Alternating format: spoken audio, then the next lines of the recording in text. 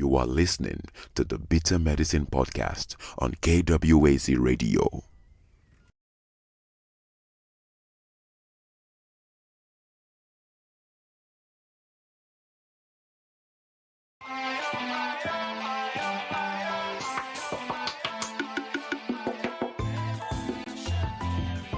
Welcome to the Bitter Medicine Podcast, where it's all about Black empowerment.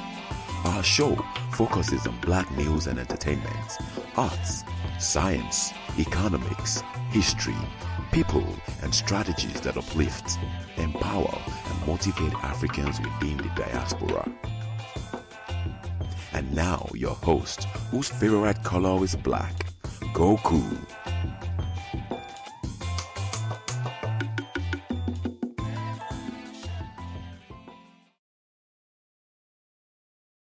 Yes, y'all. Welcome back to the Bitter Medicine Podcast. I am your host, Koku. Like I promised, even during a quasi or semi-hiatus, I will hop on sometimes and do a live. I got some stuff going on right now, but as it turns out, I have a little time today. Let's do this. Before I continue with the rest of the show, let me remind you, this show, the Bitter Medicine Podcast, is a part of a podcast network. There are other shows you should be checking out on the network as well. This is DAX. You tune into the Harsh Reality Podcast, providing you with social commentary on the news affecting our community, only on KWAZ Radio. Peace, family. This is Oni, inviting you to listen to the ProBlack Perspective, where Black problems are addressed with Black solutions. You are listening to the Bitter Medicine Podcast on KWAZ Radio. Yes, indeed. Make sure to check out the Queen's Council. You know what I'd like you guys to do? Go on the Queen's Council. The ProBlack Perspective is here. Peace to the ProBlack Perspective. Go to the Queen's Council, like the videos on YouTube, leave some comments, encourage them to return soon with some new episodes. In the meantime, check out the ProBlack Perspective. They had an episode on Sunday, but only to say, of course. Check that out. Also, check out the Harsh Reality Podcast. The Harsh Reality Podcast dropped a new ep. It was Sunday or Monday night. Pretty good stuff. I enjoyed it today personally, listening to the episodes myself. You guys can always get a good time checking out those episodes. You know, today I was reflecting on Garvey a lot, and one of the things Garvey talked about is having your own personal library, reading a book a week, right? Journaling what you read, which is important, and then rereading what you journal. But one thing that stuck out to me in what he said was, in your library, first of all, he said you should have your library under lock and key. You have your library locked away. Don't let folks in your library. Don't let folks borrow your books.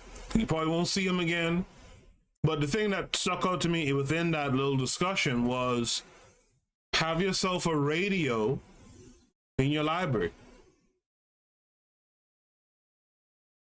Have yourself a radio in your library.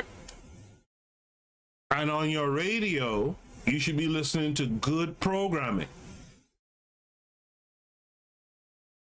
Speeches, discussions and whatnot. And so, in the spirit of listening to good radio, you guys should be tuned in to the other shows on KWAZ Radio. As the ProBlack Perspective says in the chat room, yeah, Harsh Reality is nice. Two black fathers kicking it. It was a real good show. Some of that stuff they were discussing hit home for me. They were talking about like deadbeat parents and the fact that you got folks who will hang out with deadbeat parents, and that, you know, that hit home for me. You had a discussion they had about coins and understanding the Bitcoins and the Ethereum. Good conversation stuff. And as well, we had the revolutionary matron who put out a couple of short episodes in the last few days, right? She did one today on unity versus organization, which was a good conversation because she was breaking down, you know, what these words really mean and how one is a prerequisite really for the other, right? KW Don 7 is here. Peace to KW Don 7. Peace to the revolutionary matron as well. Greetings to you.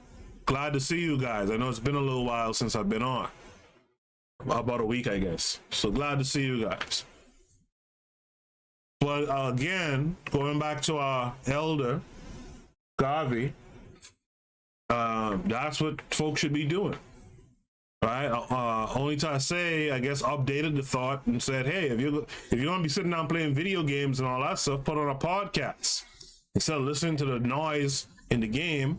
You know, listen to a podcast, and it's something I do all the time. Not with games, but as I'm preparing notes or doing research, I'm listening to some pro-black perspective. I'm listening to the Harsh Reality podcast. It's one of the best things I feel that I do. Right, aside from reading every day. Okay, so, you know, I say all that to say, check out the other shows on the network.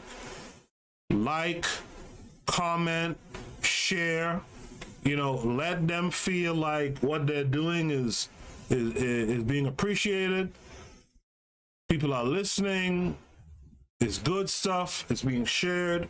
Let them know so that they can continue to put out information, especially with the Queen's Council. Make sure, hit the channel up, drop some comments, let them know that, hey man, where are you? We'd like to hear more from you, etc. Right? Give them that encouragement. Give everyone else the encouragement, right? So, that said, let me step off that soapbox and get on the next one. Today's show is a paper, or it's a reflection on African traditional marriage system. Now, I had a conversation with Revolutionary Matron recently, and we were talking about the dysfunction of dating and relationships, even in the conscious movement. And a part of that is because consciousness is actually failing. And the reality of it is, and I talked about this in a tweet recently. The reality of it is, man, the same behaviors that the unconscious gravitate towards, the conscious bring those same behaviors. All that's different is, you know, a couple of authors, right? You know, a couple of you are aware of a few speeches. You know, some leaders of some organizations.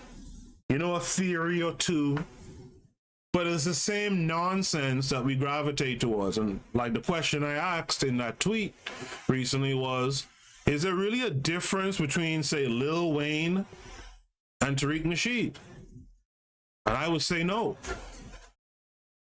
Because consciousness doesn't have guidelines, right? Doesn't have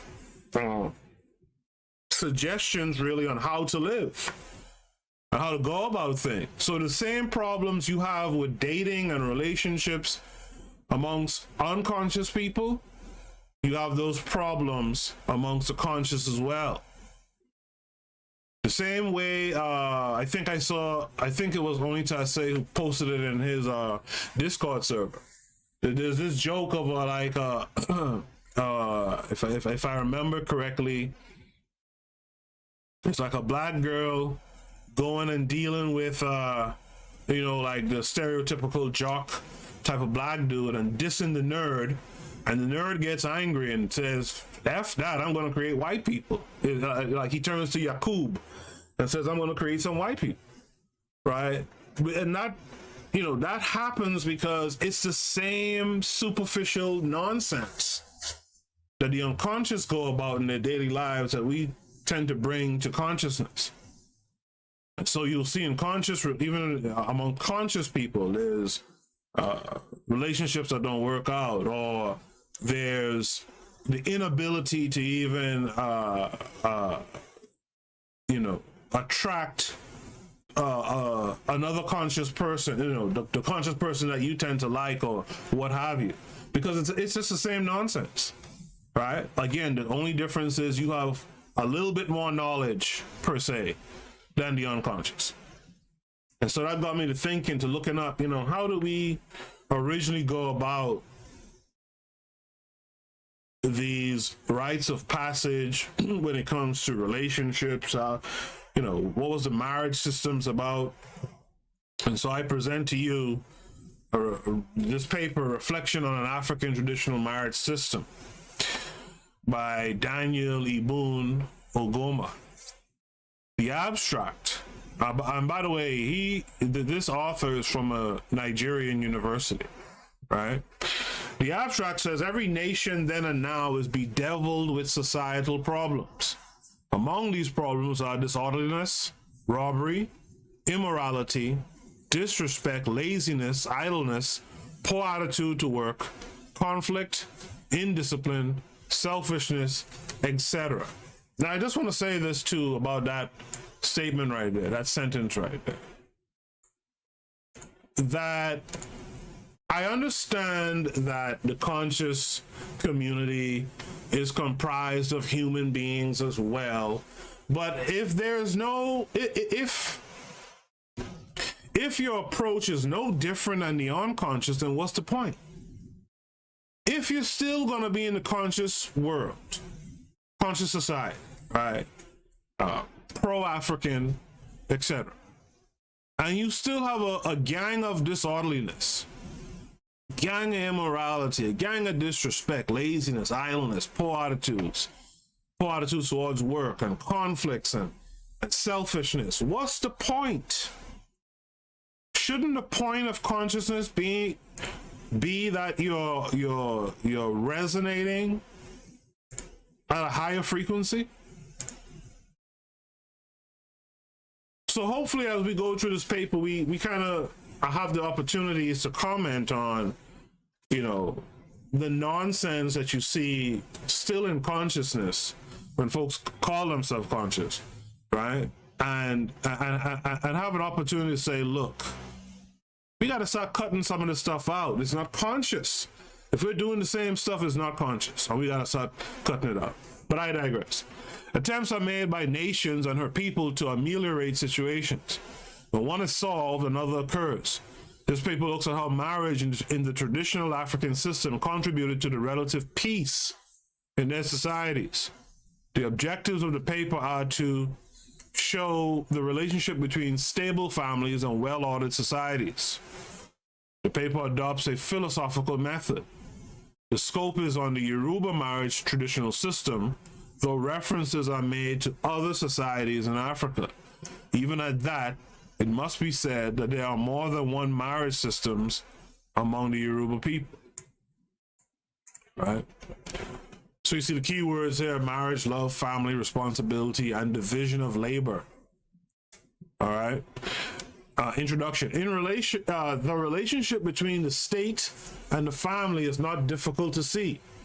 We have it on the good authority of Aristotle that the state is a composition of families. In his book, The Politics, according to Aristotle, out of these two relationships between man and woman, masters and slaves, the first thing to arise is the family. But when several families are united and the association aims at something more than the supply of daily needs, the first society to be formed is the village. When several villages are united in a single complete community, large enough to be nearly or quite self-sufficient, the state comes into existence, originating in the bare needs of life and continuing in existence for the sake of a good life. This organic view of the state is very germane to the discussion of this paper. Any attempt to solve the contemporaneous problems of the society will remain but a fleeting illusion if it does not resort to the root of the societal problems, which is located in the family. The present social crimes facing our societies today are due to sheer neglect of home responsibilities and utter disregard to the traditional values and ways of life. Any step towards finding solutions to these problems must therefore be sought first at homes, because these problems are themselves, quote unquote, carryovers from homes, and they are only, quote unquote, effects when they appear outside in the society. This brings us to a portion of the paper called the concept of marriage. The concept of marriage. Like many social terminologies, marriage is an essentially contentious concept. Marriage and the idea of marriage are universal, but there is no one generally acceptable definition of marriage. Wikipedia Encyclopedia defines marriage or wedlock matrimony as a socially or ritually recognized union or legal contract between spouses that establishes rights and obligations between them and their children and between them and their in-laws. You know, I've never seen Wikipedia cited before on a paper. Side note. The import of this definition is that where there are no children, there is no marriage. The same authority traces the origin of marriage to the Middle English mariage, which was also a derivative of Old French marier, which means to marry. Marier is also derived from a Latin word, mariter, meaning to be provided with a wife or husband. The same authority goes ahead to cite other authorities, among whom are Edward Westermarck, who defines marriage as, quote, a more or less durable connection between male and female lasting beyond the mere act of propagation till the birth of the offspring, end of quote. Westermarck was to reject the definition years later and gave another more controversial definition of marriage as, quote, relation of one or more men to one or more women that is recognized by custom or law, end of quote. Our source also quotes from the Anthropological Handbook, Notes and Queries, that marriage is, quote, a union between a man and a woman such that children born from the woman are the recognized legitimate offspring of both partners, end of quote. None of these definitions meet our curiosity, but they have been cited just to show how controversial the concept can be.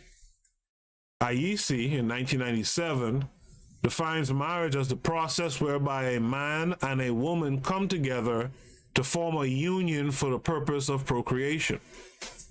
While I'm continuing on, you guys who are live with me in the chat, and even you guys in the playback, you guys jot down what you think your definition of, well, not what you think, you jot down what you believe is the definition of marriage. I'll be curious to hear what your definitions of marriage are, and I'll read those off during the show. I'll comment to those after the show in the playback. However, marriage can be seen as an intended, temporary, or permanent union between a man and a woman that is socially, culturally, or legally recognized. All right, let me read that again. However, marriage can be seen as an intended, temporary, or permanent union between a man and a woman that is socially, culturally, or legally recognized. In other words, marriage is not just an agreement between a man and a woman to live together without the knowledge of others of the kind of relationship that exists between them. Marriage is a public matter. Labels Tonazek in 2008 identifies 3 different types of marriage, which are traditional, court, and white marriages. Okay, traditional, court, and white marriages. White marriage is done in the churches and mosques where clergies preside over the affairs. The court marriage is done under the law of the state. The traditional marriage is the local form of marriage. This shall be the focus of our discussion in this paper. However, it is common to see some people taking part in all these forms of marriage. It's very interesting that they call that white marriage, right? Very interesting that they call that white marriage. But yeah, in the meantime, you guys tell me, what do you define? What's your definition of marriage, right? So this brings us to a section called African Conception on Marriage and Family. Marriage occupies an important position in the affairs of Africans, especially in the past. Without marriage, there's no family, and without a family, one cannot bear children. The connection between marriage and family can hardly be separated among the traditional Africans. In recognition of this, IEC in 1997 writes, the family is then the logical outcome of marriage. A family consists of a man, his wife, and child or children. By this definition, a childless marriage is not a family. An individual belongs to at least one family in his lifetime. What do you guys say to that? As you answer that first question, what are your thoughts on that statement by IEC in 1997? The family is then the logical outcome of marriage. A family consists of a man, his wife, and child or children. By this definition, a childless marriage is not a family. An individual belongs to at least one family in his lifetime. Since the family is the basic unit of any political and social organizations, the process of erecting it should and was given serious attention among the traditional African societies.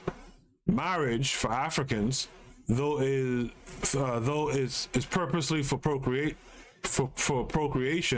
is more than that. I think they meant to say something different. Marriage serves other purposes, according to Mbidi. Mbidi always comes through. Mbidi in 1969 says, for African peoples, marriage is the focus of existence. It is the point where all the members of a given community meet, the departed, the living, and those yet unborn. All the dimensions of time meet here, and the whole drama of history is repeated, renewed, and revitalized.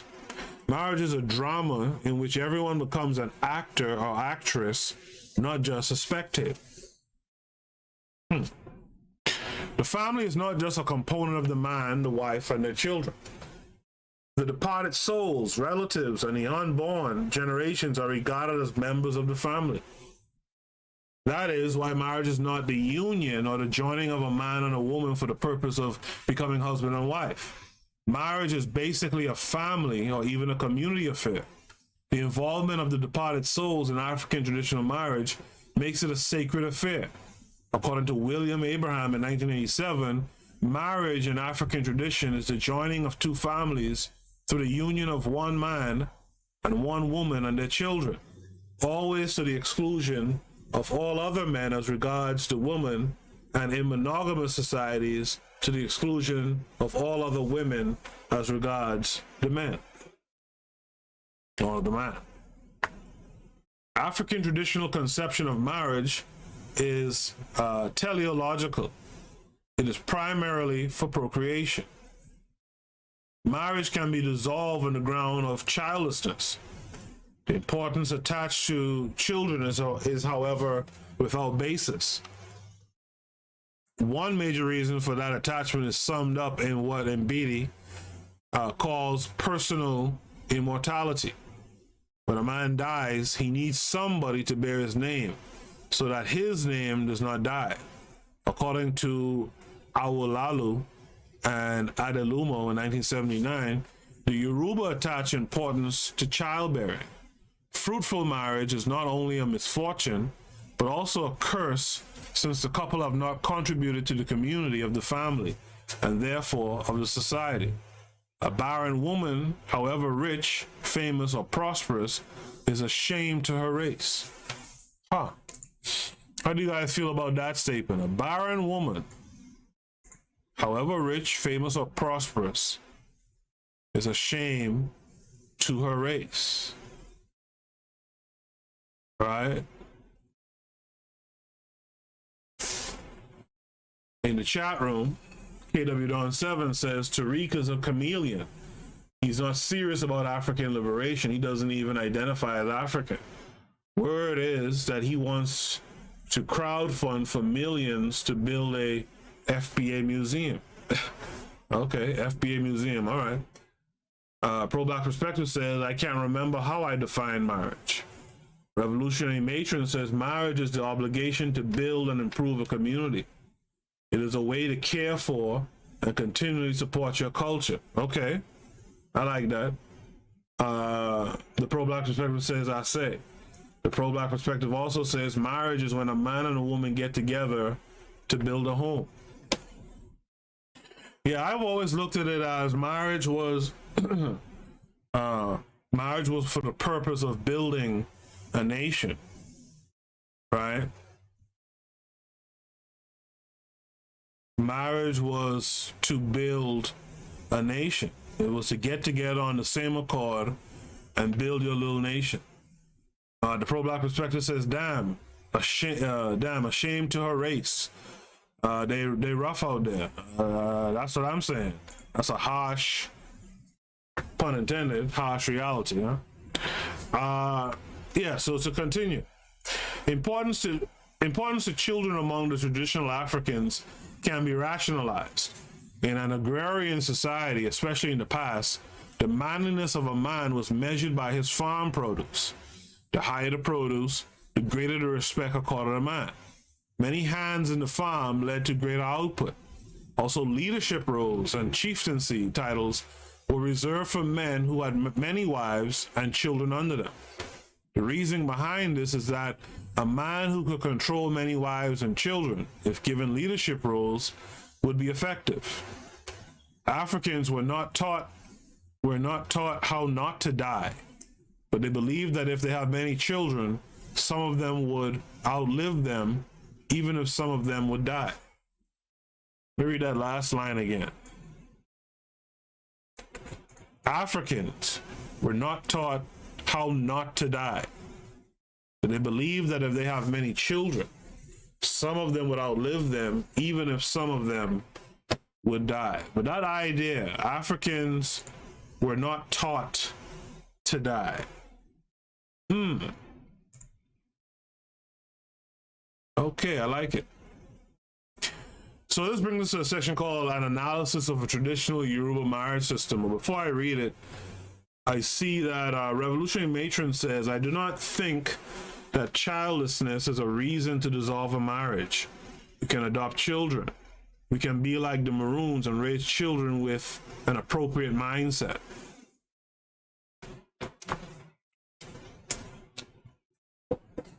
Yeah, that childlessness thing. But again, you know, in a recent reading that I did, we talked about like some of the spiritual systems, and that could be tied to the spiritual system. The belief that could be tied, you know, that could be tied to several different ideas. That, you know, why is it, you know, that the ancestors or what have you, like there may be a spiritual ancestral reason why there's no children, and that could mean something in traditional African cultures. So that, you know, that's something to look into, right? Why would they take that harsh of a stance? But I also, you know, speaking of adopting, I also remember reading that traditionally Africans didn't really abandon children like that. You know? So there was no real like adoption. Right? But it's something that we took on later on during and after the Ma'afa, where we started to adopt. So that could be a part of it too. You guys can post your thoughts and tell me what you think in regards to that. This brings us to a section called An Analysis of a Traditional Yoruba Marriage System. There are different marriages, traditional systems, among the Yoruba people of the southwest of Nigeria. The one discussed below is just one of them. Traditional Africans in general, and the Yoruba in particular, laid much premium on marriage because they know that if the foundation is weak, the entire building, that is the society, will be negatively affected.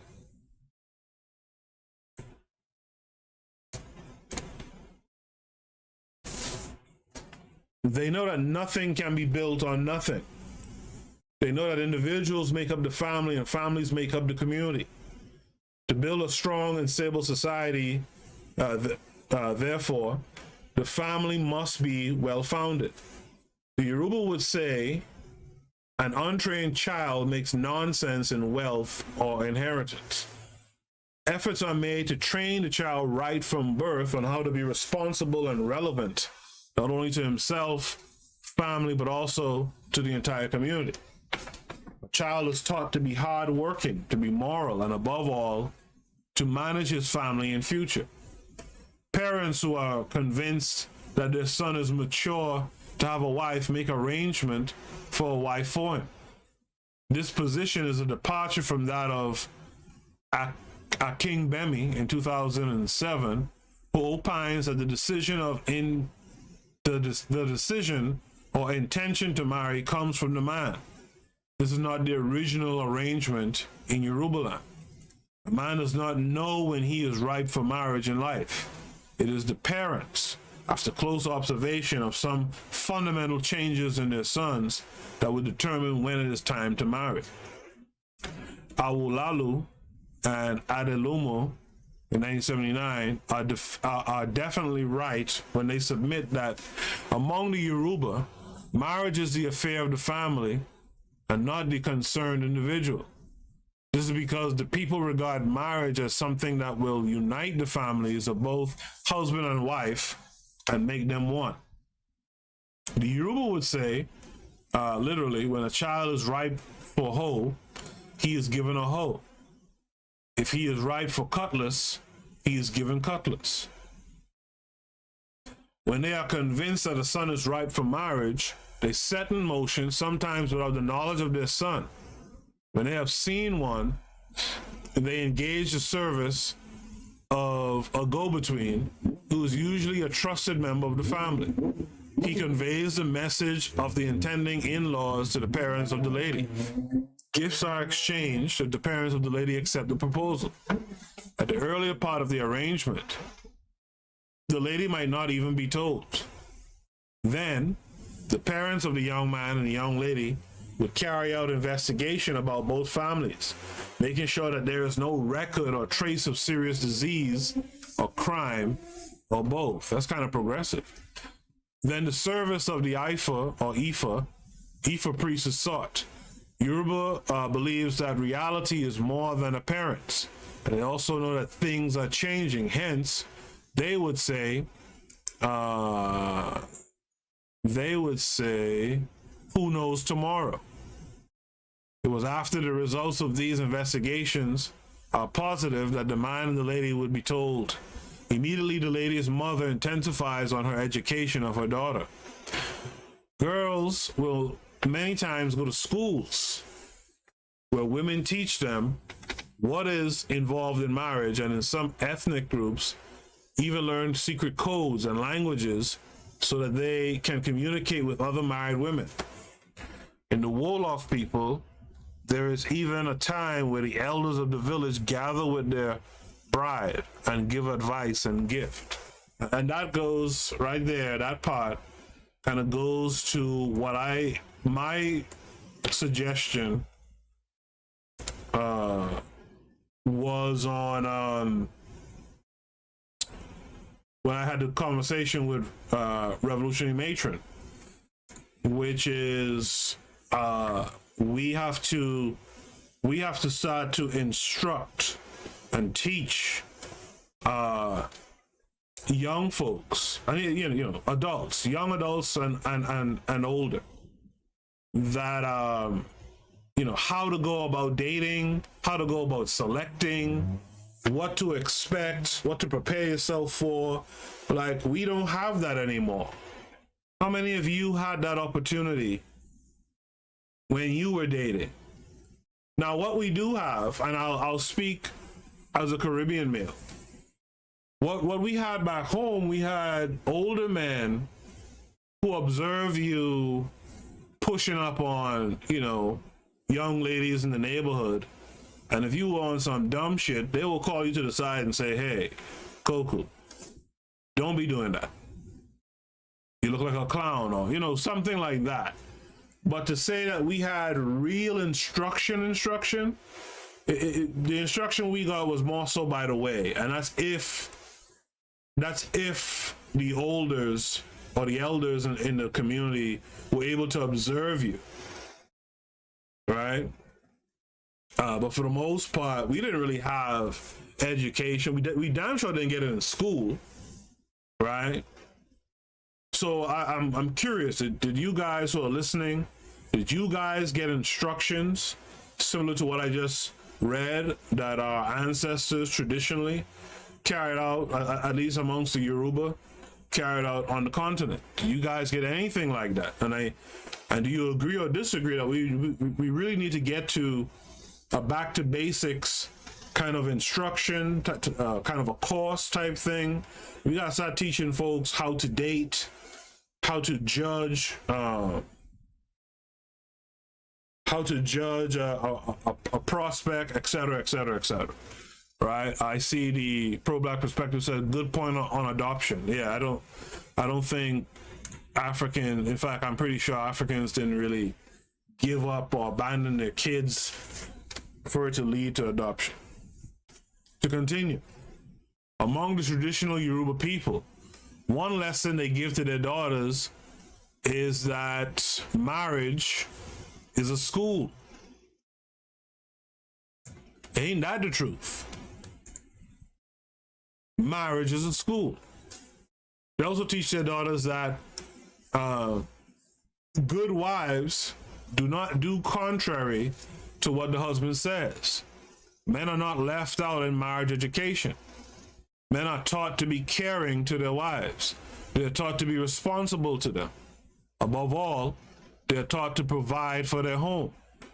According to Ogun Bemi in 1997, quote, to the Africans, failure to cater for the needs of their women or children is morally unjust. What is the need for this Yoruba marriage education? Aking Bemi in 2007 provides the answer thus. They balance that before their daughters or sons enter into marriage. They believe that before their daughters or sons enter into marriage and build a home, they must know that marriage is not a trial and error affair. Marriage is not the act of trading with man or in woman. Marriage is not a bed of roses, and it brings a lot of responsibilities on people. How many of you who have been married before wish you had that advice? It's wild,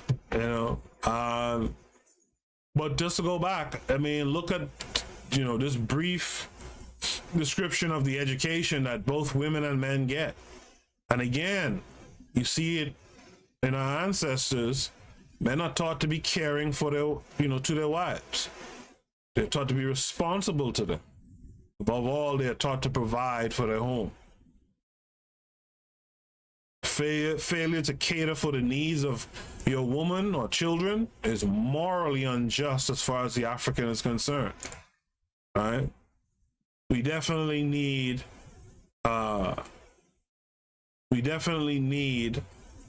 to get back to some of that. We got some folks out here who are not living the way they're supposed to be.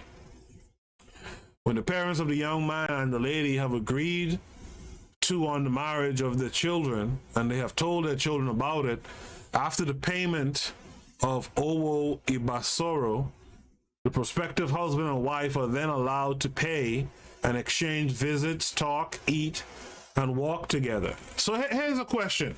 Here's a heavy question for you guys. For you guys who have good relationships with your parents, if your parents are still around, etc., would you trust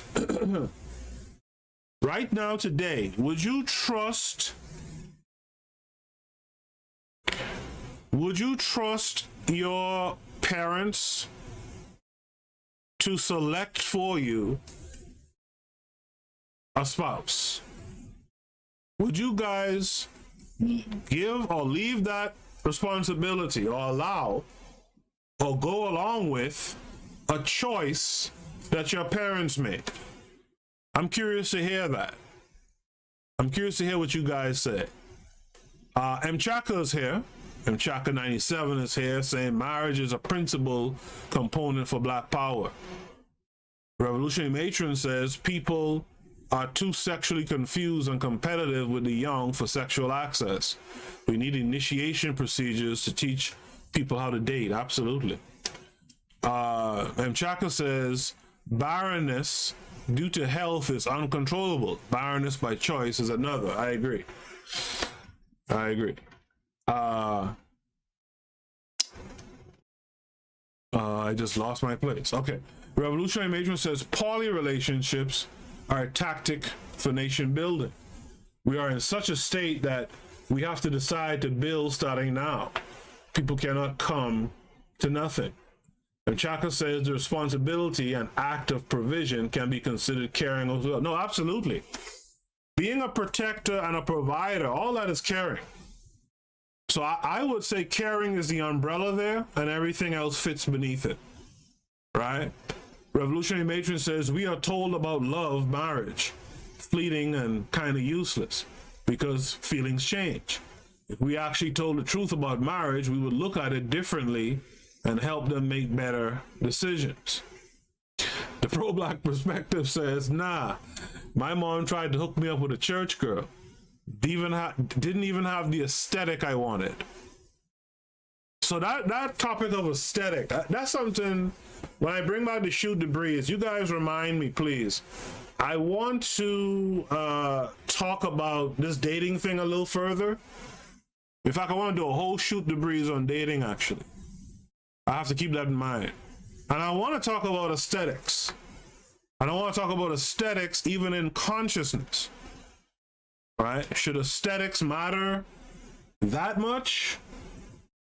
As conscious people, should it be about how you get along, the work that you're gonna do? That's something I like to talk about a lot in Shoot the Breeze. So look for that in the future. KW Dawn 7 answers the question and says, no, they're not African centered. That's an excellent answer. And the pro-Black perspective kind of touched on that as well just now. He said his mom tried to hook him up with a church girl, didn't even have the aesthetic he wanted, right? He goes on to say, was probably better than my wife though. Woo. Though some Caribbean parents want you to marry for citizenship. That's true. That's true. Mchaka 97 says, sure. May be the most physically beautiful, but that isn't a requirement to being a good wife, dutiful wife. Okay, I feel you on that. I feel you on that. I think that's something that we need to start talking about more. To be honest, I think that has to be a part of the rite of passage to marriage, or the education of getting married, right? Like. What are the things we should be looking for? As a matter of fact, this is a question to you guys again. And by the way, I appreciate you guys. I appreciate you guys answering these questions honestly too. How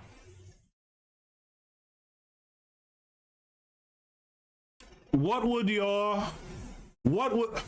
you rank the things that matter most to you in relationships? And that's including, intelligence, aesthetics, commitment to the cause, good ability to be a provider, a protector, a healer. How would you rank those things? right? Revolutionary Matron says, no, they're colonized minds and would make a bad choice. The pro-black perspective says aesthetic matters. If I gotta see them all the time, it matters, right? He goes on to say, I once got a woman without an aesthetic. She get lower self-esteem from that. Expand on that a little bit more, Oni. I'd like to hear a little bit more about that, right? I once got a woman without an aesthetic. She get lower self-esteem from that. Explain that a little bit more. I'd like to hear a little bit more about that. Revolutionary Matron says physical appearance cannot be the driving factor. You can change the body, the heart and mind are more important. So that's kind of like Revolutionary Matron giving her ranking of things that's important to her. I'd like to hear from more of you, especially you fellas. I have a feeling the fellas will be aesthetic first, right? But I'd like to hear more from you guys. By the way, make sure you guys like the video and share it too. Share it on your social media. Retweet it. Put it on Facebook.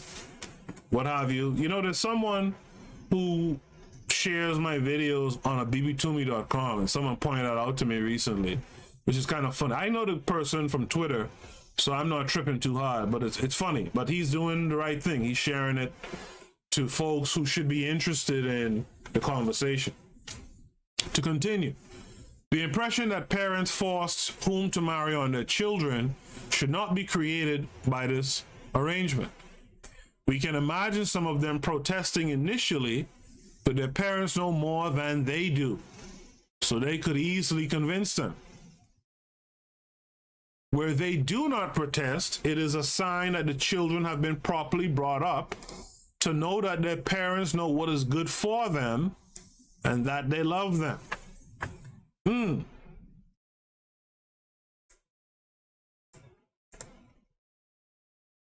Now, the truth of the matter is my parents don't know me well enough to choose anyone for me, right? But for those of you who have those good relationships with your parents, I'd be curious to know how you feel about that statement right there. Where they do not protest, it is a sign that the children have been properly brought up to know that their parents know what is good for them and that they love them. Then the marriage date is fixed. On that day, gifts and cash and kinds will be collected, and there will be a lot of merriments, display, and dancing. The high point of the ceremony is the payment and the collection of the bride price, commonly called idano. The bride price is divided into two. Now, before I go on with this, are you guys are you guys familiar with folks around you who have gotten married? Like, if you've been married before, for example, was there a bride price? Did you, I hate to put it like this, but you guys will understand it in a second. Did you make money from this union? At the time of the union? Or did you just go into debt? You feel me? I'd like to hear back from you guys on that too, right? The bride price is divided into two, with one part going to the mother's side and the other to the father's side of the families. Bride price is not the money collected for the sale of the girl, As a matter of fact, girls are not sold in marriage among the Yoruba people. Okay, I'm glad he cleaned that up. In case of divorce, it will be paid back. I've never heard that before. Also, it is both in cash and in kind. The money paid by the groom side is endless from the time of the marriage to death. Men are always debtors to the family of their wives. Men are always debtors to the family of their wives. The bride price, therefore, does not amount to the sale of the girl. It is just part of the fun of the tradition. Yet there is no marriage without the payment of the bride price among the Yoruba people. I think it is just to show how serious the intending in-laws are about their proposal, or a demonstration of love that the family of the lady have for their daughter. So you pick up here, right, that there's no feelings. There's no feelings between the two persons being married, or very little at best, right? According to William Abraham in 1987, as earnest of their good faith and an expression of the degree of honor and esteem held for the woman's family, they make a series of prestations consisting of items of wealth, however locally expressed. For example, livestock, hunting implements, money. Without such prestations, any eventual liaison is only an irregular union and enjoys no protection. Prayers are offered by both families. After this event, the bride is handed over to the head or representative of the family of the groom. On arrival at the home of the husband, before entrance, water is used to wash her feet, symbolizing that she is welcome. After 5 days or thereabout, the husband is allowed to sleep with her.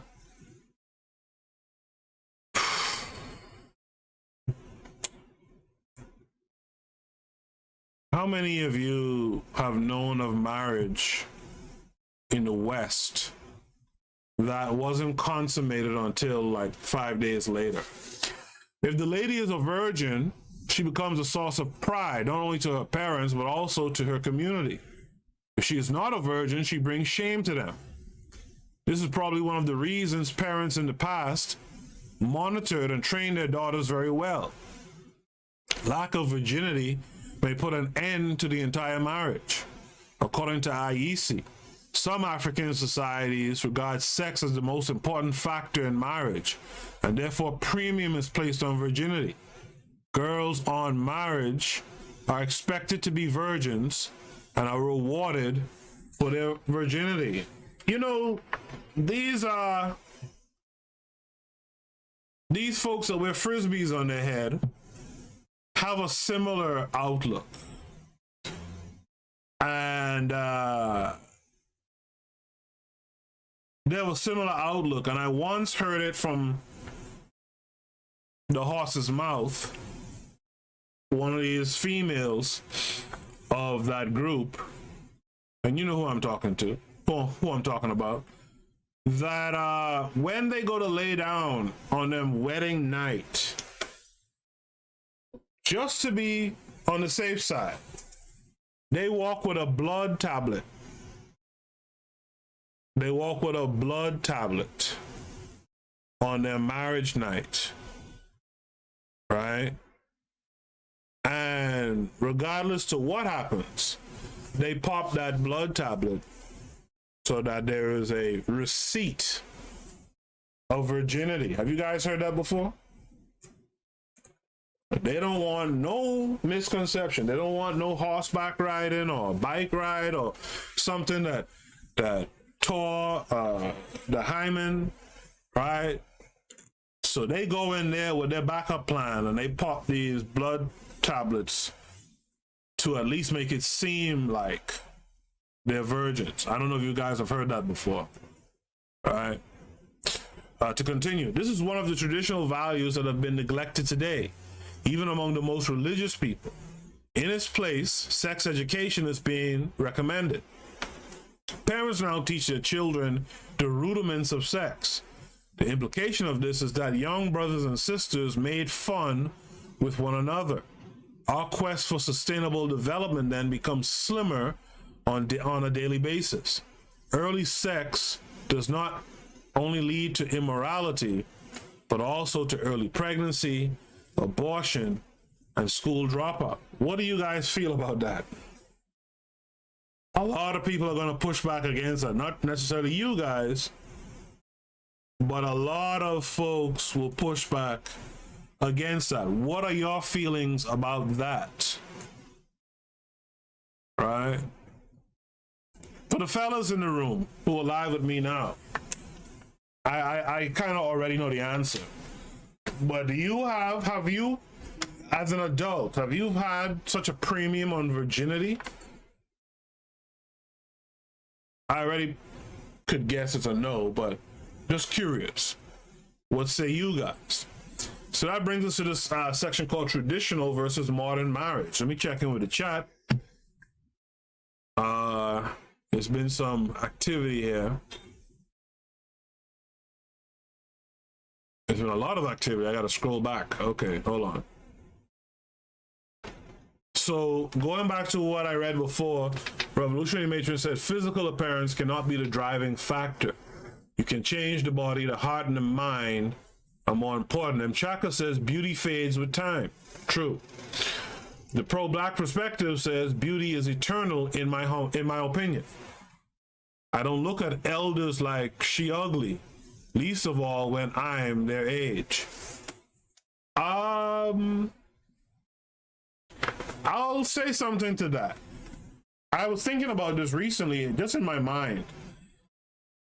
When I was a kid and I saw a woman in her mid-40s, to me there wasn't often, at least, there often wasn't much appeal there.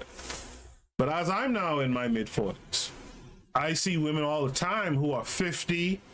Damn, I've seen some sisters who are 60 and stuff who are fine as ever. And I'm not talking about the viral pictures you see on social media with the 70-year-old woman with the banging body. I'm talking like just in my everyday life. I encounter women who are 50 and 60 all the time who are beautiful. I think it's about perspective for sure. Pro-black perspective goes on to say people's self-esteem is attached to their appearance. That's true. And Shaka says, yeah, bride prices are mad common with people I know. Pretty traditional aspect, even in my family. Okay. Pro-black perspective says almost got caught in a bride price. Okay. Okay. He says never settled with the lady though. All right. And Shaka says not necessarily selling of the woman, but as a means of showing genuine intention and a means of provision. Think of a pseudo deposit or credit score. Mchaka, forgive me, I've forgotten. Where are you from? Oh, and or reside? I've forgotten now. Pro-black perspective says, but yeah, I've been with a heavier woman who kind of became toxic and jealous because she was heavier. I hear that. Revolutionary Matron says the Yoruba are asserting Old Testament biblical principles of marriage. This is interesting. Right, that goes hand in hand with that story I told you about those Jewish folks. Right? The pro-black perspective says, I can't remember someone else pointing out that a lot of times you find a woman who was jealous, toxic, and whatnot. She was also heavier. It's not universal, but it's a thing to consider.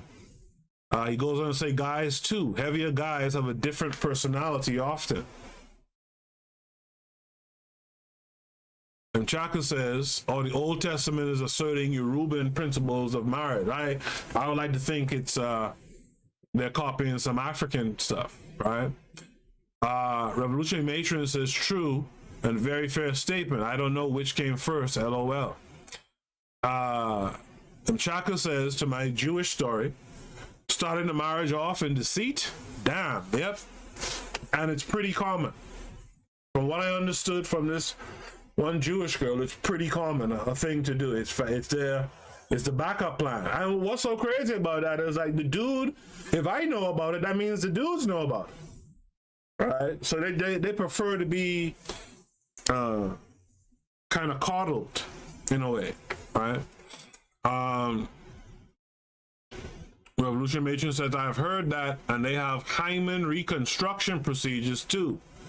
They're not the only ones. The Pro-Black Perspective says, I'm too old to be messing with virgins. Amen.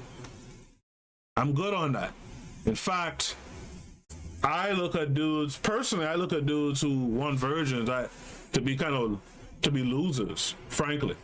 And I'll back that statement up by saying, how do they get these groups that have, the dudes who will walk in and do some Yakuza type stuff, how do they get them to do it? Well, there's a promise of a bunch of goddamn, like dozens of virgins.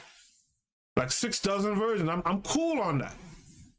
I know that it's to be with one virgin. I don't want to be with 6 dozen of them. And Chaka says, virginity, low body count, is a premium. What you consider to be low because it's subjective, though. The Pro-Black Perspective says 60. You tripping? Nah. I can show you. I'm talking to the Pro-Black Perspective. I can definitely show you some 60-year-old women. You'd be shocked that they're 60. And I'm talking about people I see, in my day-to-day movements. You'll be shocked that they're 60. And Chaka says, hashtag no yawa. Am I reading that right? No yawa. KW7 says, if I wanted to get a premium for virginity, I would have to move to another country, and even then it would not work out. I'm saying. The Pro-Black Perspective says, and Chaka from Detroit. He goes on to say 6 dozen women that don't know how to do anything. No thanks. Amen to that. High five on that, man. No thanks. And I'm gonna go do some kamikaze type shit? Nah, that's a punishment. Nah, I'm good. This brings us to a section called Traditional Modern Marriage. As a matter of fact, let me pause here for a quick station ID. Hope you guys are enjoying the paper. Let me know if you are. I'll be back on the other side. You are listening to the Bitter Medicine Podcast on KWAZ Radio. This is DAX. You tune into the Harsh Reality Podcast, providing you with social commentary on the news affecting our community, only on KWAZ Radio. Peace, family. This is Oni, inviting you to listen to the Pro-Black Perspective, where black problems are addressed with black solutions. You are listening to the Bitter Medicine Podcast on KWAZ Radio. Yes, indeed. Check out all those shows. Like I said before, Pro-Black Perspective had a pretty good episode on Sunday gone, so check it out. Harsh Reality Podcast had a real cool episode as well that just dropped a couple days ago. You guys check out those 2 shows, those latest 2 episodes of those 2 shows. And again, like I said, encourage everyone to keep putting out new content. Check out Revolutionary Matrons. She's in the chat room right now. Check out her channel. Check out the episodes of her new show that she dropped. Hopefully she joins the KWAZ family as well. Hit up the Queen's Council. Let them know that you're here waiting for something new from them, and let them know, right? In the chat room, Revolutionary Matron says no one wants a partner with a high body count. That's the thing too. The thing is, like, I wouldn't necessarily shun a woman for being a virgin. But I might shun a woman for having a ridiculous body count. I typically like someone to have, more average, what I would call average numbers based on my age, right? I would like to have a woman who has pretty decent numbers. At least I know she knows a little something, but she don't know everything. You know what I mean? Like, goddamn, like, and everyone at the same time, right? You want moderate, right? To continue the paper, traditional versus modern marriage. Westernization, modernization, and Christianity have all affected African culture. Let me read that again for those who might not have been paying attention. Westernization, modernization, and Christianity have all affected African culture. One area of the impacts of these is on the marriage system in Africa. Today, marriage system has changed significantly, and many are fast forgetting that there was a marriage system in Africa before the coming of Christianity and civilization. The concept of family, too, has changed drastically. Family is now deemed to be composed of the father, the mother, and their children. Other relatives are seen as foreigners to the family. As a matter of fact, the parents of the wife, those of the husband, their brothers and sisters are not seen as part of the family. William Abraham in 1962 made this point clearer when he says, the institution of the family, too, has received some rude shocks. In many cases, it is in practice no longer the very closely knit web that it was, to the extent that the obligations enjoined by this value are ignored. To that extent, society is on the way to atomism. The family steadily contracts into man, wife, and children. And you definitely see that here in the West, particularly in America, you see that, right?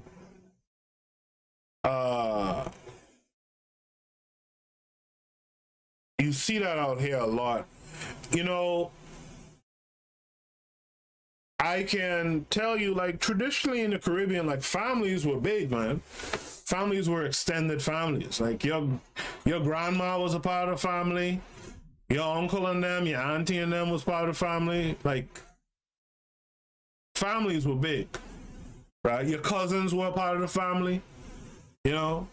It wasn't uncommon for a couple of you to be raised, like myself, by your grandparents, and there's a couple of cousins who are being raised that way too. You know, but I don't see a whole lot of that outside of Caribbean folks practicing it here in the States. And Southerners, Black Africans in the southern part of the U.S., I think still practice that, right? I don't see it as much. I don't observe it, I should say, that often in the north of the U.S. Today, parents play little or no role in the choice of whom to marry. The decision is now for the individuals involved and that of the church or mosque that they belong to. And these two groups, or either of them, must have made the decision. Parents may or may not be informed.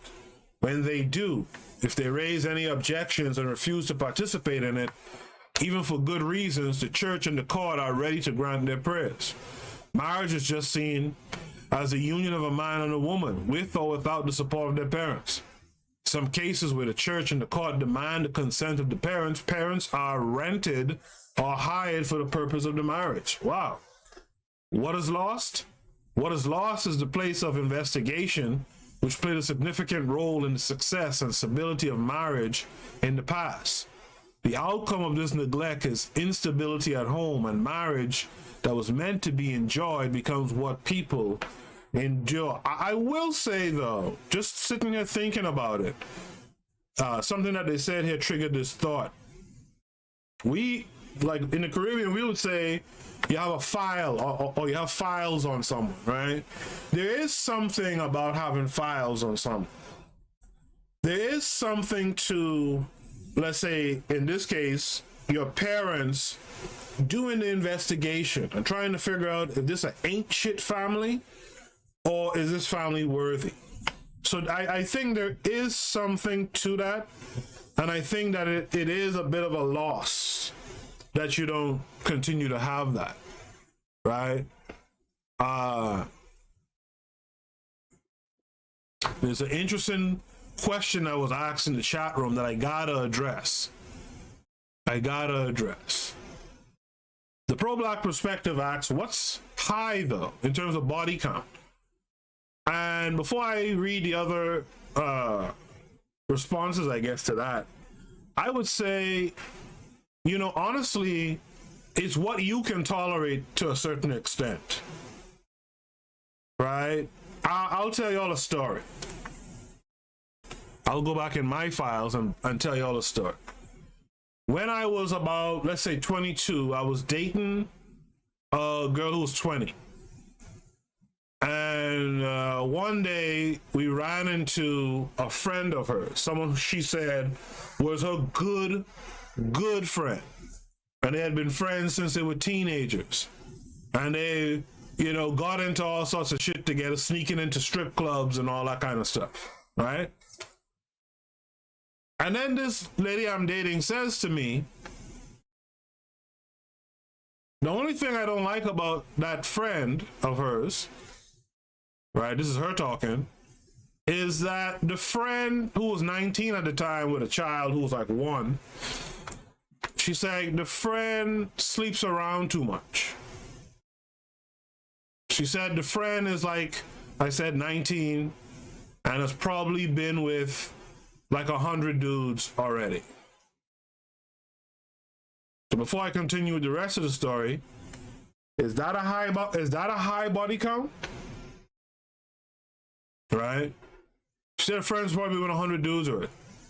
Being the person that I am, the worst thing you could do is make me start thinking about some shit. I know it sounds kind of ignorant, but it's true. Don't make me start thinking about some shit. So I said, well, hold on. If you and this girl were so cool and so tight and did everything together, what's your numbers? Her response to me was, I'm not comfortable discussing my numbers with you. A friend of mine I was telling the story to said to me, man, you must have like ended it right there and then. I said, hell to the no. To the no. I'm not going dry just because she has high numbers. I keep it wrapped up and tight and I continue having my fun. But I'm just saying the point of that story was more so about the body count. 19, 100 dudes. And I'm not trying to shame this person or anything.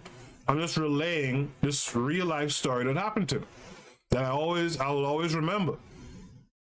Right? What's a high body count? If we're talking about, let's say we're talking about a 20-year-old female, what do you think the body count should be? I'm asking you guys directly in the chat because I'm curious to see how men look at it, how women look at it. If you're dealing with a 20-year-old, what do you think is a reasonable body count? The ProBlack Perspective say, mine ain't ended. No, you damn right I didn't end it. I ain't no fool, right? Yeah, but what do you think is a acceptable body count at 20? What's acceptable at 30? What's acceptable at 40? I'm just curious to see, you know, where your sensibilities lie, right? And there's no judgment here. This is good for us to understand. This is a part of the education that we really need to be having these conversations with our children as they're coming up as well. To go back to the chat, Revolutionary Matron says no one wants a partner with a high body count. ProBlack Perspective says what's high though? And Chaka 97 says whatever she says, multiply by 3 and add 2. Don't forget to carry that 1 now, right? Revolutionary Matron says to the ProBlack Perspective, anything more than half your age, you should not change partners like underwear. As a woman, I think that anything more than a third my age is high. Interesting. I'll tell you why I say it's interesting in a second. Mchaka says, yeah, I have friends that stay at family reunions or were raised by grandparents, always around cousins too. That's my experience, and that's what I saw growing up all the time back in my hometown. Mchaka says rent a parent. Apparently, that's what dudes are doing in Africa nowadays, renting parents. Wow. Revolutionary Matron says a willing partner is more important than the socially right partner. Okay. ProBlack Perspective says, damn, 100. The pro-black perspective says to M. Chaka, whose minds is this? The pro-black perspective asks a good question too. Better even, what's a reasonable count for a year? Pro-black perspective says 4 a year after you 18 is excessive, but all right. I'd say 6 a year after 18 is high. So 6 a year, so after 18, 6 a year is high. Okay. Okay, that's a pro-black perspective take. I think that's an interesting take. What do you guys think about that? Revolutionary Matron says at 20, it should be under 5. But you also have to take into account some of the traumas that he or she experienced. Absolutely. That's a very true statement. Some of these folks are doing all that juicing because of shit they went through. And so you have to take those things into consideration as well. That's why we need to work towards unity and then towards organization, because we got some healing to do out here. We got to fix some folks too, and we can't ignore the folks that need to be fixed. The pro-black perspective says, Mchaka from American Pie, that before his time. The pro-black perspective says to Revolutionary Matron, a third-year age. The pro-black perspective says different guy every 2 months, kind of a lot. A different guy every 2 months is kind of a lot. I gotta be honest about that. Like, when you look at the averages, like I remember at 25, knowing a 25-year-old woman who had like 50 dudes. So it averaged out to be like something like 2 dudes every year you were born or something. That's kind of wild to me. You know? Or a different gal every 2 months. That's kind of wild to me. But I understand, folks. Try it. Modern dating, the pro-black person says modern dating has sex like a handshake. I try to be outside of it, but I know most people in it. That's very true. Revolutionary Matron says to the pro-black perspective, yes, under ideal circumstances. And she's referring to her statement of you should keep it under a third of your body count should be under a third of your age. I mean, I appreciate you guys. I appreciate you guys, your honesty, and I appreciate that I'm able to tell these stories of instances from my life. Like right now, the pro-black perspective says 50, bruh. That's the reality out here, man. All right. Revolutionary Matron says we have to stop treating sex like a handshake. We have been taught to treat each other, I think she means, like objects. Absolutely. Absolutely. Yummy just joined the room, saying hello room, hello Yummy. I think I've seen Yummy here before. Yummy, make sure you hit the like on the way in, subscribe if you haven't already, because I've been on for a little minute now, Yummy. If you click the bell to be notified when I'm on, then you could be here at the start of the show too, right? But I appreciate you being here all the same. Where was I? Another area of departure today from the traditional African culture of marriage is the motive for marriage. An essential ingredient of marriage is love. A look at wedding cards reveals that a man and a woman decide to marry each other because they love or claim to love each other.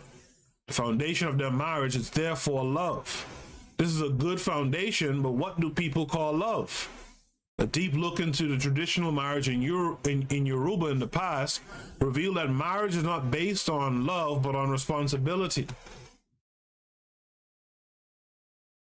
Marriage is not based on love, but responsibility. How many of you subscribe to that notion? Let's not get married for love, in brackets, lust, right? Let's get married out of responsibility to our community.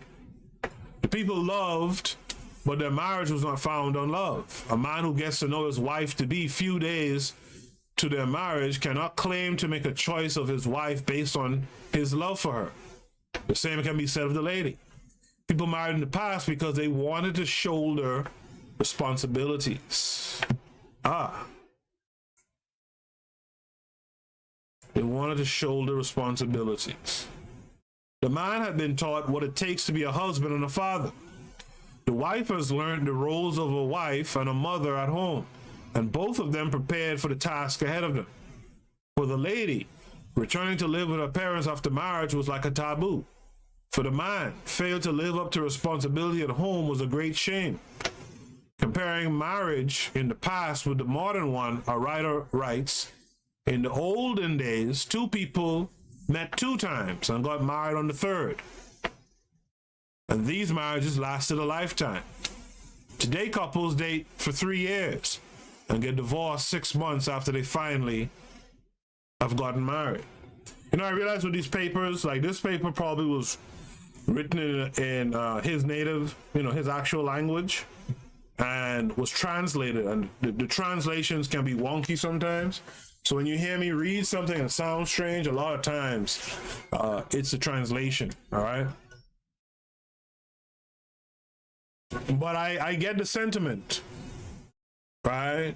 I get the sentiment of what he's saying,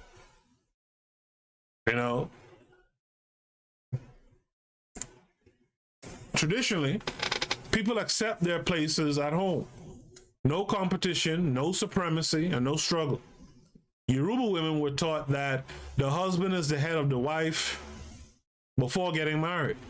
Women had known this and they were prepared to accept this position. Then there was no feminist to advocate the equality of man and woman. Then one to preach that when the woman is grinding pepper, the man should be making eba. After all, they love each other. After all, they will both eat the food. The writer referred to above wonders what African women are fighting for. He queries, what are African women fighting for before 1950s? Before Europeans coined the term to articulate their specific Eurocentric struggle within the cultural borders of European socio-cultural milieu. Feminism rotates in the West and is exported to infest and attach themselves to the broader woman's struggle for justice and equality in a male-dominated world. The form of African women's rights, emerging in various parts of the continent, do not grow out of individualism within the context of industrial societies, as did Western feminism. There's a kind of a deepness in what that guy just said. And I think we overlook that a lot. In African culture, it's not about individuals, it's about the group. We've talked about this in several papers in the past. Therefore, feminism wouldn't apply well.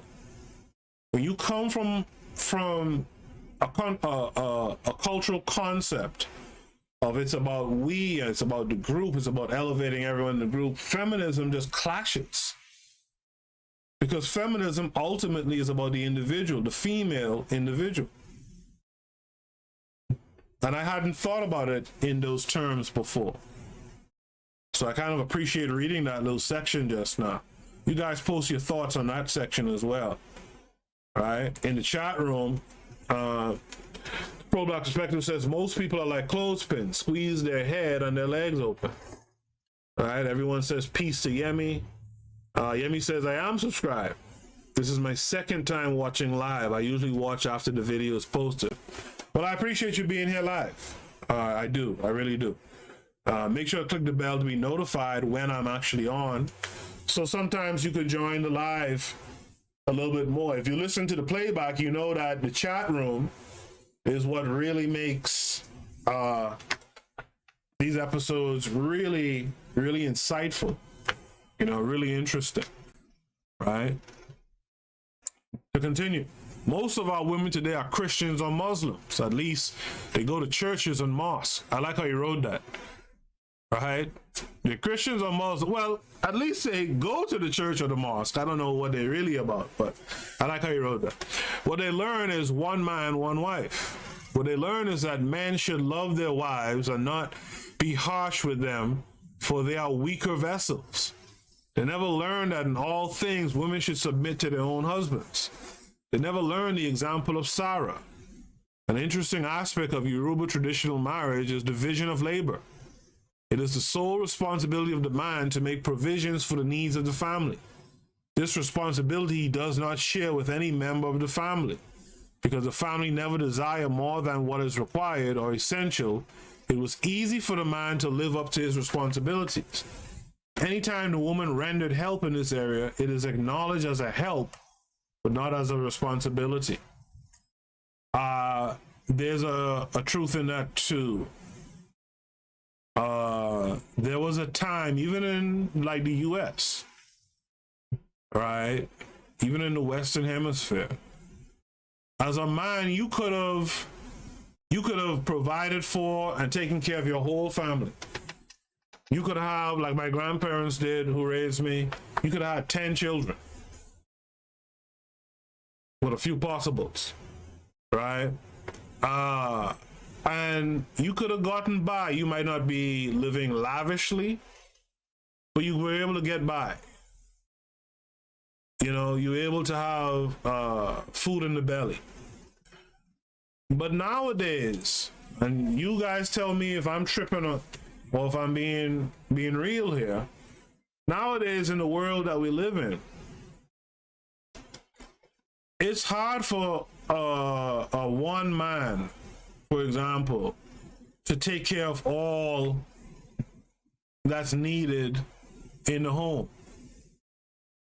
But I will say that there's an interesting line in here, all right, that I'm highlighting right now, that says, because the family never desired more than what was required or essential, it was easy for the man to live up to his responsibilities.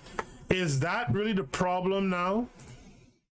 Is that why it's so difficult? And you guys can tell me, Revolutionary Matron, I think, might be the only African woman with us tonight. But is that what you think it is? Do you think it's that because nowadays folks are living outside of what's required, outside of what's essential, that's what's really making it so difficult to, you know, for a man to provide solely for his family? I'd like to hear your thoughts on that. All right. The woman was in charge of home management, cooking for the husband until her children are able to cook was a thing of pride. I once lived in a village where women quarreled with their husband for not eating their food. But a couple lived in the same compound with the parents of the husband. It was common for the mother of the man to give food to her son, now the husband. If the man should eat the food to excess that he could not eat the one prepared by the wife, offense was taken. You'll see that in the Caribbean now too, right? The point being made here is that Yoruba women in the past never thought that it was a burden or unfair treatment for them to cook for their husbands, even if they returned home at the same time. I have heard it being said that the wife should slap her husband with a soup spoon if she meets him in the kitchen, because that is not his area of jurisdiction. An important role of the wife was the moral education of the children. They inculcate good behavior in their children, teach them what is socially and morally acceptable. According to William Abraham in 1987, to wives is entrusted the initial training of children and the transmission of the traditions, religion, morals, manners, tastes of the society. A wife enshrines the moral force of the society. At being more mysterious than a man, she is more sacred and is the object of many taboos and rites, and is often revealed as the innermost secret of male religious societies. The innermost secret of male religious societies. Something to think about. That brings us to the conclusion.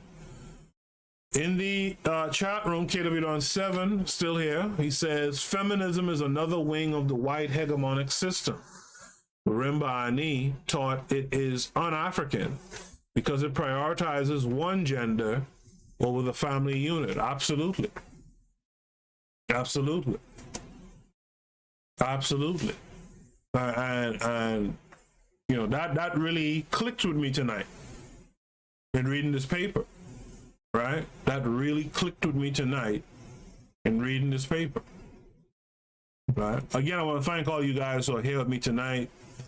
I just decided today to come on live tonight. I'm not certain when I'll be on live again, maybe next Thursday, right? If you're on the Discord, if you're not on the Discord, join the Discord. There's a link in the description of this episode. There's also a link pinned to the top of the chat comments during this live stream. You guys can click either of those and join the Discord.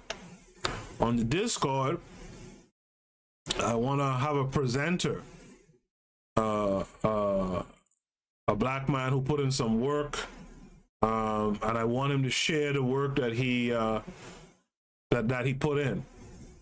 And so I'm hoping it might be tomorrow night, but if I don't get it confirmed with him in time, it'll be next week Tuesday, in lieu of me doing a podcast episode. And so if you're on the Discord, you'll be alerted, right? I tag everyone and stuff every so often, as you guys see. And so you'll be alerted. I'd like you guys to come through and hear the brother present his work and research. All right, so keep your eyes and ears out for that. Revolutionary Matron says, yes, I think that we try to use things to make us happy instead of investing in the relationship. All right, so make sure you guys join the Discord for updates. We have a lot of different works coming up. Revolutionary Matron is working on something. You know, I'm always working on something, and I have some other folks who are going to be coming through to present in the future. It's going to be Discord only, because I don't think those works are ready yet to be put out there for any and everyone to consume. So we'll have a Discord only presentation. Join the Discord so that you could participate. All right. Conclusion: the quest for order in the society cannot be fruitful until the foundation of the society is revisited. Our nation would probably not have had so much problems confronting it today if the various families had lived up to expectation. Because, as it has been shown in this paper, everyone on the street is a product of a family. If the father has actually fathered and the mother mothered, the chance of the children misbehaving in society would have been reduced to the barest minimal. All these cannot be because our society has been disconnected from its roots. For instance, how can the mothers of today live up to their duties at home when she wants to be a socialite? Women want to be everywhere, competing with men not for equality but for supremacy. They want to oppress other women and men. Women want to put on the best clothes, have the latest cars, and get to the highest peak of education. Anyone who expects them to achieve these desires and still have time to perform their domestic duties expect too much from them. Yet this is not the fault of women. It is one of the evils done to the cultural values of Africa by Christianity, or the way it is interpreted in Africa, and Westernization. One wonders aloud the basis of women's liberation in Africa. Liberation from what? By far, traditional Africa provided a better way for strong and stable society. Efforts are made to see that there is orderliness in society by building homes. There are cases of divorce today, even among our clergies, who claim to have seen their wives and husbands in the visions that were revealed to them. Months after those who claim that they love each other got wedded in churches, mosques, and courts, they get divorced. And one is tempted to ask, Where is the place of love in marriage? My mother never told my father once that she loved him. Neither did I hear my father telling my mother that he loved her. Yet, they lived in love and peace. How do you guys feel about that statement? I've seen this too as well. I've seen this as well, right? Where I have never heard folks tell each other they loved each other, but they lived together, they worked together, they made shit happen, right? How do you feel about it? What helped them was the background provided for them by the traditional African setting. They were taught that marriage is a responsibility and they were well prepared for it. In spite of the challenges in marriage, divorce was never considered as an option in the past. Unlike today, where marriage has become, quote, for better, for stay, for worse, for go, end of quote. Parents, for the reasons best known for them, retain the apartment of their daughters getting married and give her the impression that if the place is not favorable to her, she is free to come back to them. After all, her apartment has not been leased out. Cases of broken homes abound in our society today. Single mothers are common, courtesy of the feminists or the so-called woman liberators. Unfortunately, some of these women liberators face more challenges at home, more than the people they are liberating, but endure them. That's true. Think Beyonce and them. Think Beyonce and them. Think about what Beyonce and them I think are singing about, but think about the reality at home. Children from broken homes suffer unless where solid arrangement and absolute commitment is made to come to their aid. This portends danger for the much desired sustainable development in Africa. Everything about the past is not glorious, and so one is not calling for a return to it. However, it must be said that everything about the past was not bad. One of the good things about the past is the traditional marriage system, and it is believed that something good can be taken from it.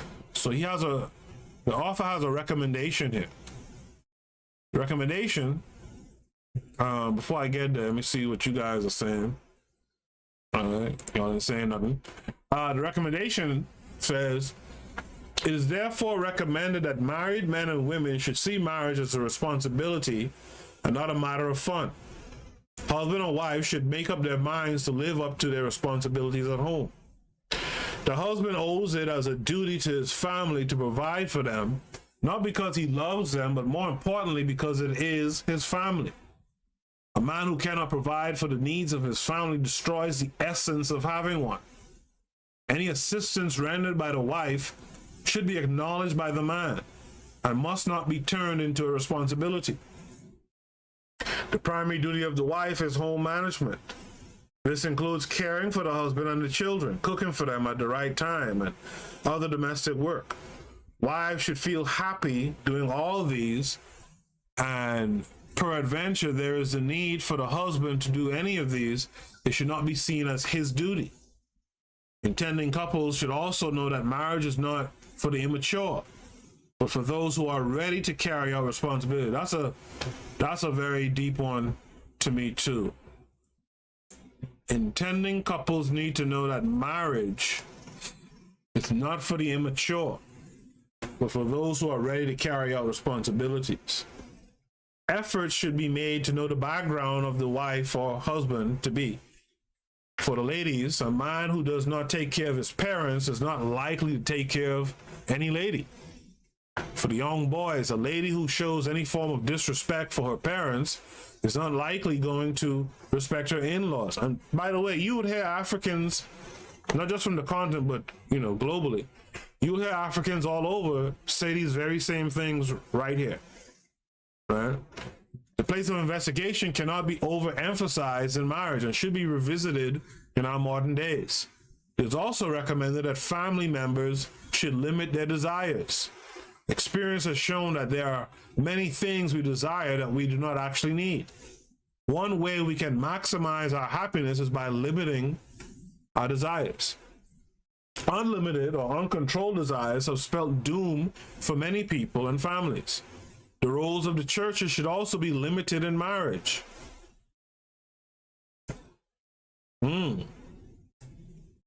Marriage should be primarily family affair. The church has two major roles to play in marriage: to pray for the couple and to advise them. Also, couples should not beget children when they are not prepared for them. A look at many of the children around us gives the impression that their parents do not want them or prepared for them. Children should be properly taken care of. Single parents are not likely able to bring up children in proper way. Efforts must therefore be made to avoid broken homes, if not for anything but for the future of the children. Finally, it is recommended that courts should only dissolve marriage except on extreme cases, especially when it is established that the couples can no longer live together as husband and wives. Where children are involved in marriages, special arrangements should be made to ensure that they do not suffer for the offenses they did not commit. That's the end of the paper. I hope that the reading of the paper, I hope that the discussions in the chat brought something to all of us and gives us something to think about. I agree with many parts of this paper. We need to go back. We need to go back to things that we were doing before. If we're talking about nation building, we got to be talking about family. We can't be talking about nation building and talking about individuals. We got to be talking about family, and we got to correct some of the ills that are going on in our families, some of the ills that are brought about by our proximity and our influence from these Europeans. We got to fix our family units. I have mixed feelings about divorce, because to me, I feel like, what's the sense of staying in something that you're miserable in? But then again, if your affair, if your marriage was based on responsibility, and that responsibility was community and nation, then maybe you do stay together and you do what you got to do and she does what she got to do. That might be subjective, right? In the chat room, Revolutionary Matron says, respect and love are action words. Kind words do not mean anything. If you don't act them out, saying I love you does not make it true. Yeah, make the work sing the praises, right? Make the work speak for your love, right? The ProBlack Perspective says, so true on respecting in-laws. Got to look at how a woman views her family. Absolutely. And same thing for women marrying men. You got to look at how a man views his family. How does he view his parents, his mother, his father? Was his mother around? That affects men heavy. Was his father there to give him guidance and to kind of put him through a rites of passage, etc., etc., etc., right? Anyway, that was the paper. I want to thank you guys for coming through. The ProBlack Perspective said that Revolutionary Matron is deep for that action word reference. Absolutely. That's a good, put that on a t-shirt, Underdog. KWAZ 7 says the only thing Africans on the continent need to be liberated from is neo-colonialism. Any other liberation talk is jive talk. Right? I can't disagree with that either. Right? We got to get the influence of these so-called colonizers up off of us. We got to get back to how we did things, right? There's an energy associated with our being. We got to get back to that, right? We got to start to vibrate on those frequencies that are familiar to us. not this foreign frequency that's pushed down upon us, right? And if we want to talk nation, we got to talk family. That was my first criticism of BLM. BLM was not about family. In fact, BLM didn't even want men to be. In fact, BLM didn't want fathers to be called fathers, and I think mothers to be called mothers or something like that. It's not about family. Anything that's anti-family unit is also anti-African nation building, right? I did an episode about this before, so if you're listening and you felt a ways when he talked, the authors in this paper spoke about the women doing homesteading type stuff. There are other sources, and I've read some of them on here before, that corroborate that outlook, that's how it was. There was the public sphere, there was the private sphere, and each one had, their dominion, right? Anyway, I want to thank everyone who was here tonight. I hope you guys, again, I hope you appreciate the paper.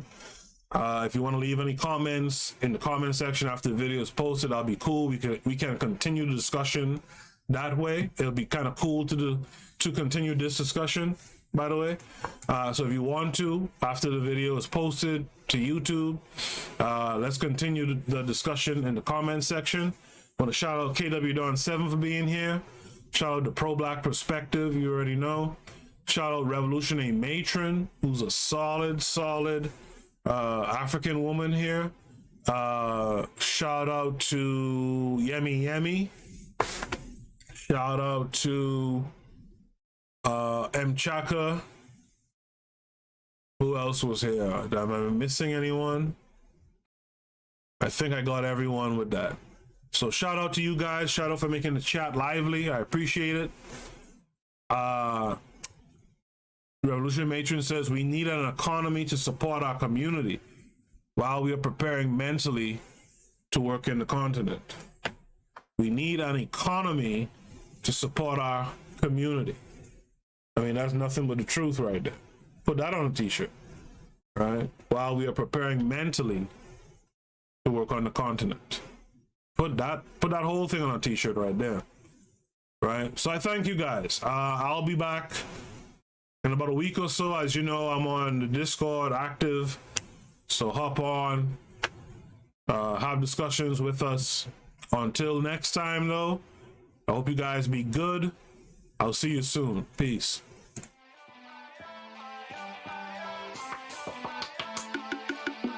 Thanks for listening to the Bitter Medicine Podcast with your host, Koku. If you like what you just heard, we hope you pass along our web address, bittermedicineblogs.com, to your friends and colleagues, and share our show to all your social media. Be sure to check out our archive section on our website for previous podcasts. This has been a KWAZ radio production. Join us next time for another session of the Bitter Medicine Podcast. Follow us on Facebook at Bitter Medicine Show, Twitter, Bitter Meds, Tumblr, Bitter Meds, Instagram, Bitter Medicine.